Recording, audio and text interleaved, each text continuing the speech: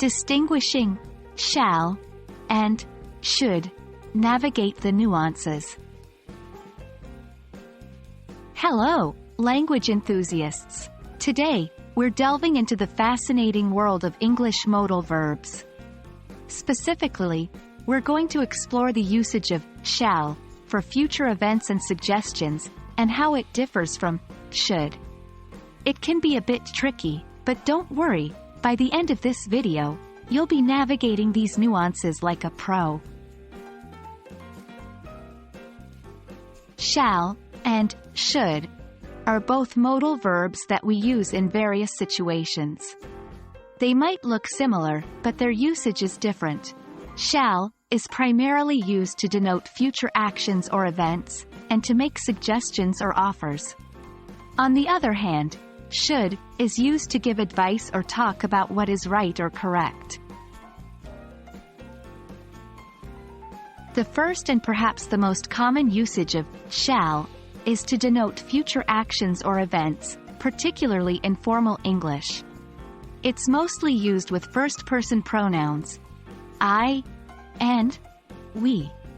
Let's look at a few examples. We shall arrive in New York tomorrow.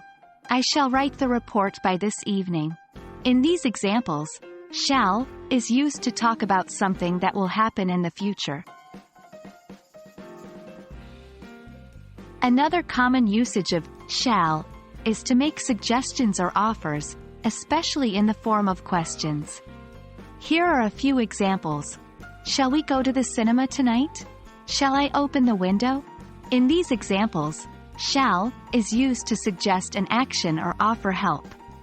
Note that it still follows the rule of being used with I or we.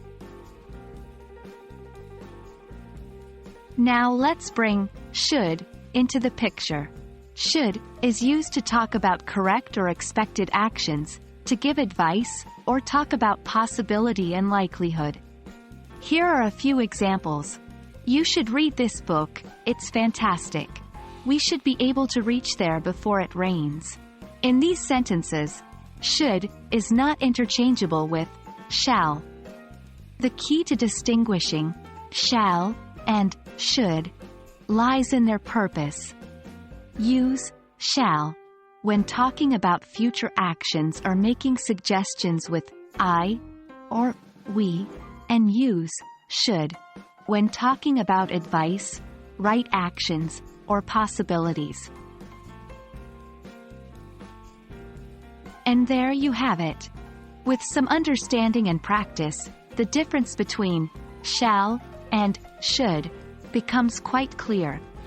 Remember to use shall primarily for future actions and making suggestions or offers, especially with I and we. Should, on the other hand, is your go-to for giving advice or talking about what is right or possible. I hope this video was helpful for you. Keep practicing and you'll get the hang of it in no time. Until our next English adventure, happy learning!